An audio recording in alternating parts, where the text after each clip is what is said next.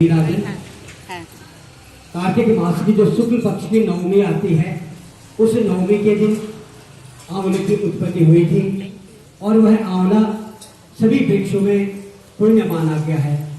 और सभी प्रकार के पापों का नाश करने वाला होता है। इस दिन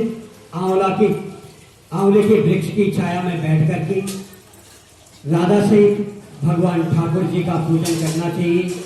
उन्हें साष्टांग प्रणाम करना चाहिए और उसके पश्चात जब पूजा परिपूर्ण हो जाती है तत्पश्चात जो है 108 उसकी परिक्रमा करनी चाहिए। उसके पश्चात नारद जी कहने लगी,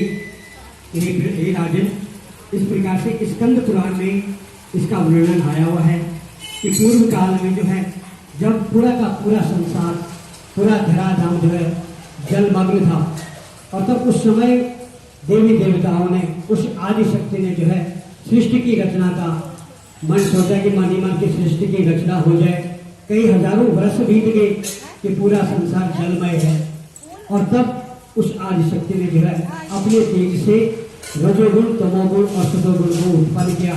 और इन्हीं तीनों गुणों से जो है ब्रह्मा, विष्णु और महेश की उत्पत्ति हुई। तब एक दिन भगवान भोले बाबा ने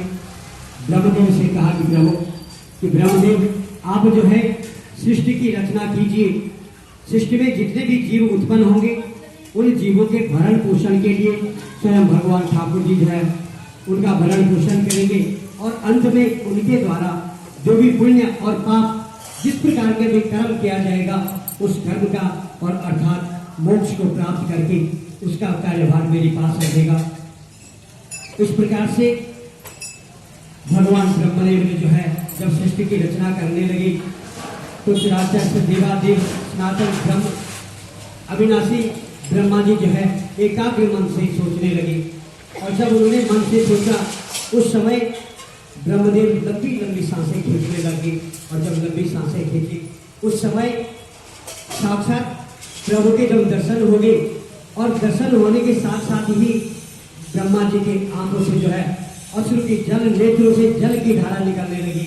और जब जल की धारा निकलने लगी तो उस समय उन आंसुओं से एक वृक्ष की उत्पत्ति हुई और वह वृक्ष कौन सा था? वह वृक्ष आंवला का वृक्ष था और उस आंवले के वृक्ष से जैसे ही धरती पर पड़ा उसकी आंवले जो है बढ़ने लगा, धीरे धीरे अनेक प्रकार की शाखाएं उत्पन्न होने लगी, उपशाखाएं उत्पन्न होने लगी